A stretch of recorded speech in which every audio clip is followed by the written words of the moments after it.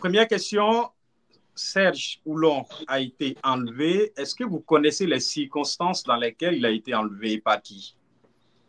Non, il a été enlevé matinalement à 5 heures du matin par des individus qui n'ont pas donné leur identité et qui sont repartis avec lui très tôt le matin. Et quand j'ai été alerté par son épouse, je me suis dépêché sur les lieux. Malheureusement, quand je suis arrivé, c'était trop tard, il est parti. Est-ce que vous avez du nouveau depuis qu'il a été enlevé? Oui, quelques minutes après son enlèvement, moi j'ai reçu un appel sur mon téléphone et quand j'ai pris, c'était lui, mais ce n'était pas son téléphone à lui, et où il demandait de dire à sa femme de mettre à disposition son téléphone et son ordinateur parce que les gars veulent ça. Et donc, ses ravisseurs veulent ça. Donc, j'ai passé le téléphone à son épouse qui était avec moi déjà. Et son épouse a dit il n'y a pas de problème. Et donc, elle est repartie chez elle parce que moi, je l'avais amenée avec moi. Elle est repartie chez elle pour remettre le téléphone.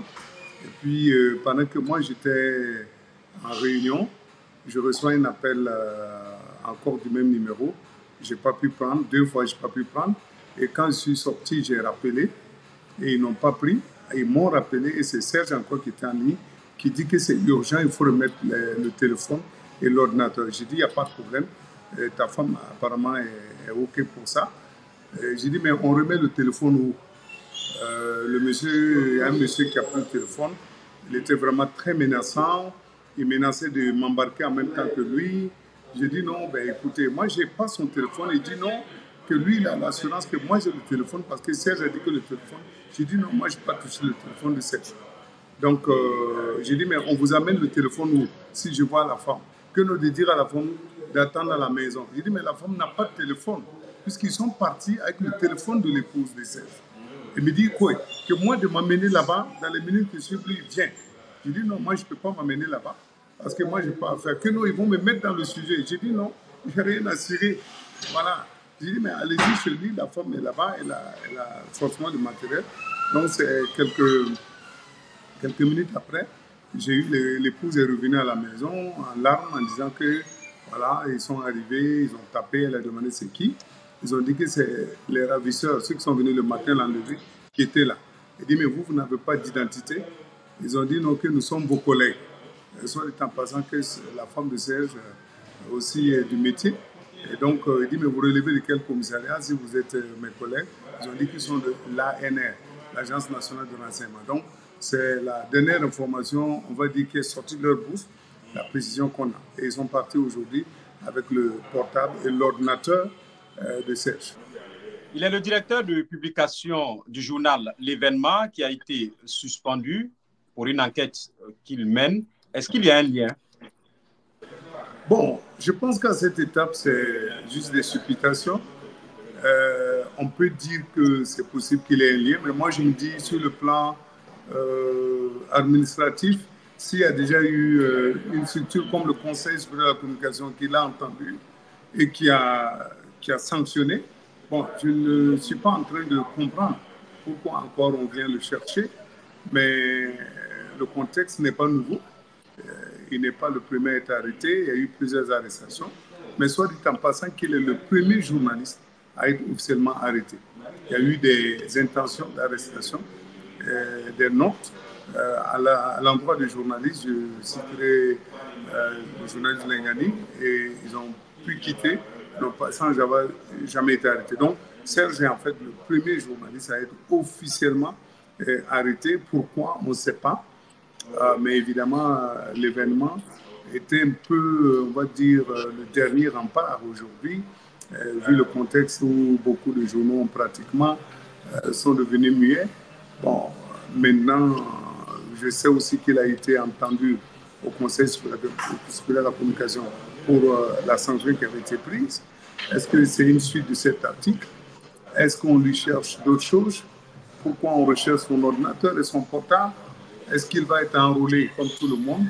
Ben, on ne sait pas. On est vraiment, la famille inquiète et s'interroge.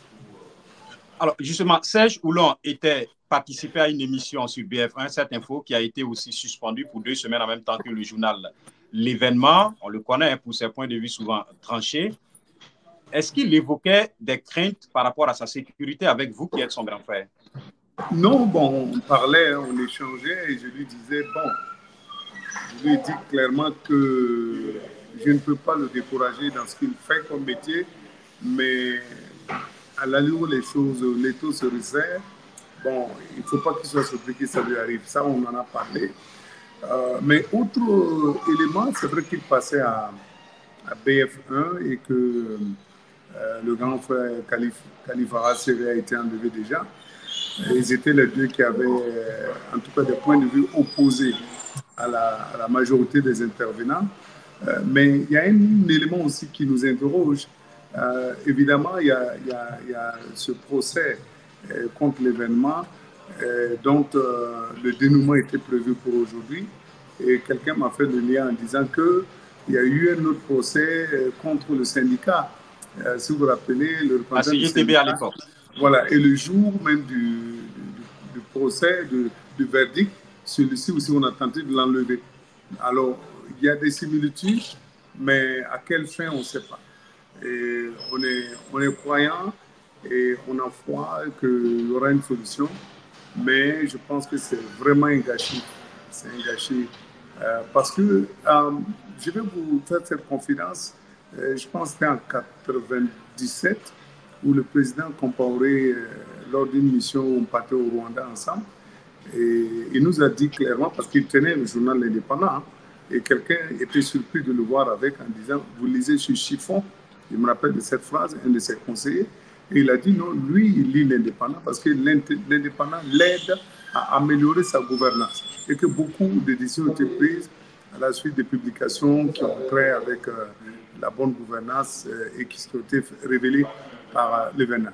Même chose que quand le président Eyadema lui avait demandé clairement comment il peut vivre avec quelqu'un comme Norbert, parce que le président Eyadema l'a connu à un moment donné quand il était étudiant, il étudiait à Lomé, et il avait reçu un ultimatum, je pense, d'1 heure pour quitter le Togo, et il était avec Idogo Appiou, qui était un nom.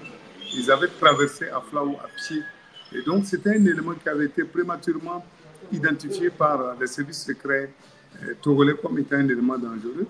Et le président Compaoré a dit qu'à l'époque, lui, il avait dit qu'un gars comme Norbert, c'est comme un fou de la cour royale. Ça permet au roi d'apprendre certaines choses et de régler des choses.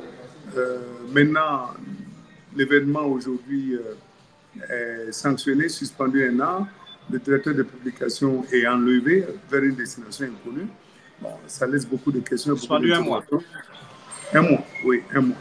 Et donc, on va rappeler que l'Indépendance, c'est le journal du regretté, assassiné en 1998, Norbert Zongo, et donc qui était très critique justement à l'égard du pouvoir. Alors, justement, vous l'évoquiez, quel est le climat des médias aujourd'hui au Burkina Faso?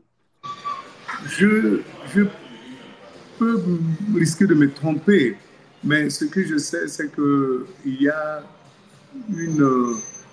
les journalistes sont comme égarés. Quand vous les regardez, vous vous rendez compte que c'est quand même, le climat est très lourd. Hein? Le métier est à un carrefour avec beaucoup d'issues et des issues qui ne sont pas forcément celles qui vont conduire sur le boulevard. Et donc, je sens une détresse. Je lis une détresse sur les confrères.